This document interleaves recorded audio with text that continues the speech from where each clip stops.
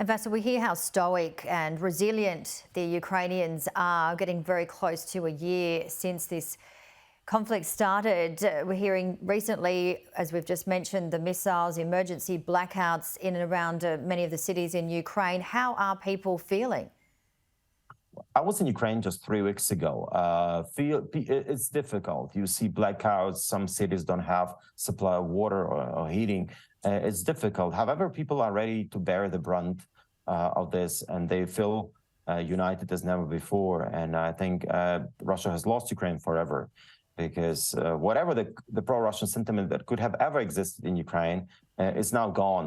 For the past 9 months, is gone completely, because pretty much everybody in Ukraine has somebody who they know who got killed by the Russians, and this is what keeps people united and mobilized together.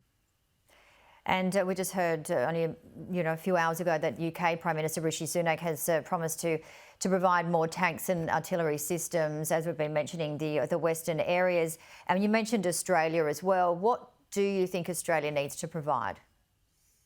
Look, there are many things which Australia could provide. Bushmasters have been performing really well. We would need more of those Bushmasters.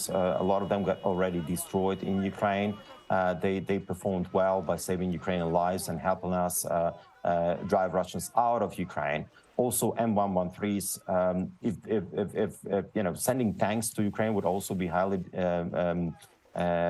desirable, and we'll be very thankful for that. As we see, we already have our European friends sending those tanks, because we need infantry fighting vehicles to expel Russians completely from Ukraine.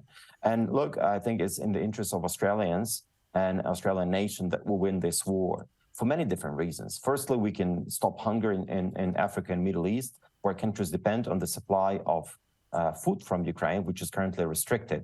Also, we'll be able to get the prices for electricity and for energy back to normal. And this is what many consumers in Australia will benefit from. And of course, there are other issues which are related to the Australian values, fundamental values such as democracy, freedom of press, freedom of speech. This is what we are out there defending in Europe at this time. And of course, we don't want to set a precedent where one country led by an authoritarian leader is changing borders by force.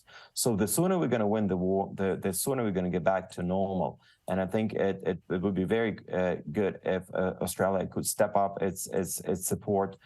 In the past, back in April, they have procured some anti-tank missiles for us. And I think they can always procure something from those countries who are ready to supply to Ukraine, or they could actually send more equipment, more ammunition, or drones. There are kind of big list out there, which is necessary, but it's important that Australia, which has been very supportive from the very beginning, continues that support, given all the hardships and challenges that Ukrainian people have to go through. And you've seen the footage. I mean, it's horrendous. It's obscene for what's happening and how much suffering Russians are bringing to Ukraine. Thank you so much for your time today, Ambassador of Ukraine to Australia, Vasyl Myroshnychenko. Thanks a lot for having me, Jenny.